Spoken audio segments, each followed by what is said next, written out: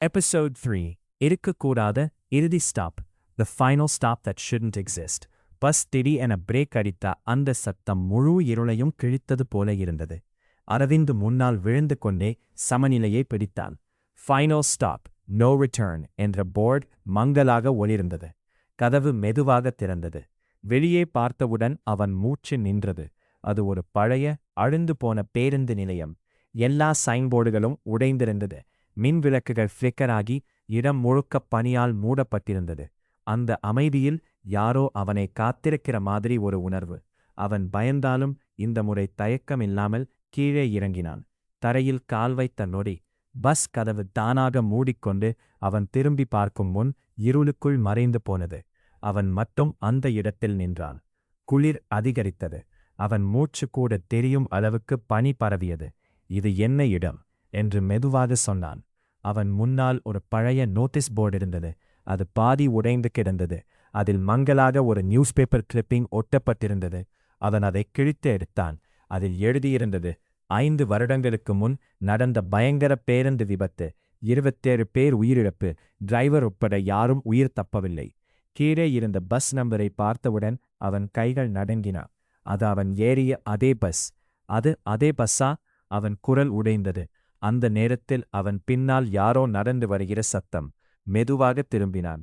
Episode 2ல இருந்த அந்த பெண். அவள் இப்போ தெளிவாக அவனும் முன் நின்றாள்.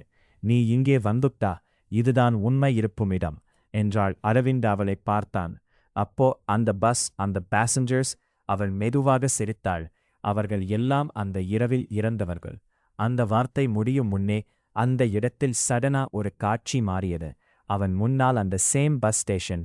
ஆனா இப்போ அது புதியதாக இருந்தது. மக்கள் சத்தம், வண்டிகள். அதே பஸ் வந்து நின்றது. டிரைவர் இருந்தார். பேசஞ்சர்ஸ் ஏறினார்கள். அந்த கிரவுடுக்குள் அரவிந்த் தன்னையே பார்த்தான். இது நடந்த நாளா? அவன் குலுங்கினான். அந்த பெண் அவன் அருகே வந்து மெதுவாக சொன்னாள், நீ இதை ஆல்ரெடி வாழ்ந்திருக்கா, ஆனா நினைவில் இல்லை. அடுத்த நொடி அந்த காட்சி வேகமாக மாறியது. பஸ் ஓடுகிறது. மழை, இருள். டிரைவர் பேனிக்காக பிரேக் அடிக்க முயற்சிக்கிறார். ஆனா பஸ் ஸ்லோ ஆகவில்லை. பேசஞ்சர்ஸ் கத்துகிறார்கள். அந்த கேயாஸ்குள் அரவிந்த் தன்னையே பார்த்தான். சீட்ல பயந்து உட்கார்ந்தவனாக. இல்ல, இது நிஜம் இல்ல. அவன் கத்தினான். அந்த பெண் அவன் கண்களில் நேராக பார்த்து சொன்னாள், இது நிஜம்தான், நீயும் அந்த பஸ்ஸில் இருந்தவன். அந்த வார்த்தை அவன் மனதை உடைத்தது. அவன் பின்னால் சென்றான். அப்போ நான் எப்படி இப்போ இருக்கேன்? அந்த நேரத்தில் அவன் ஃபோன் தானாக வைப்ரேட் ஆனது. ஸ்கிரீன்ல மெசேஜ். அவன் கையை நடுங்க வைத்தது அந்த மெசேஜ். அவன் மீண்டும் அந்த ஆக்சிடென்ட் சீனை பார்த்தான். இந்த முறை ஒரு விஷயம் கவனித்தான். டிரைவர் பிரேக் அடிக்க முயற்சிக்கும்போது யாரோ ஷேடோ மாதிரி ஒருவன் முன்புறம் நின்றிருந்தான். அவன் முகம் தெரியவில்லை, ஆனால் அவன் அங்கே இருந்தான். அரவிந்த் அதிர்ச்சியுடன் கேட்டான், அவன் யார்? அந்த பெண் மெதுவாக சொன்னாள், அவன்தான் இந்த பயணத்தை நிறுத்தாமல் வைத்திருப்பவன். அந்த வார்த்தை முடியும் முன்னே அந்த முழு காட்சி உடைந்து போனது. அரவிந்த் மீண்டும் அந்த காலியான பனியால் மூடப்பட்ட ஸ்டேஷன்ல நின்றான். அந்த நேரத்தில் தூரத்தில் இருந்து ஒரு சத்தம். அதே பஸ் மீண்டும் வருது.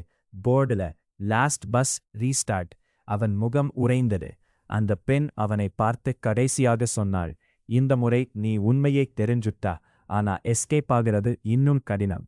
பஸ் அவன் முன் நின்றது. கதவு திறந்தது. உள்ளே மீண்டும் அந்த சேம் பேசஞ்சர்ஸ். அவர்கள் எல்லாம் ஒரே நேரத்தில் சொன்னார்கள், வெல்கம் பேக்.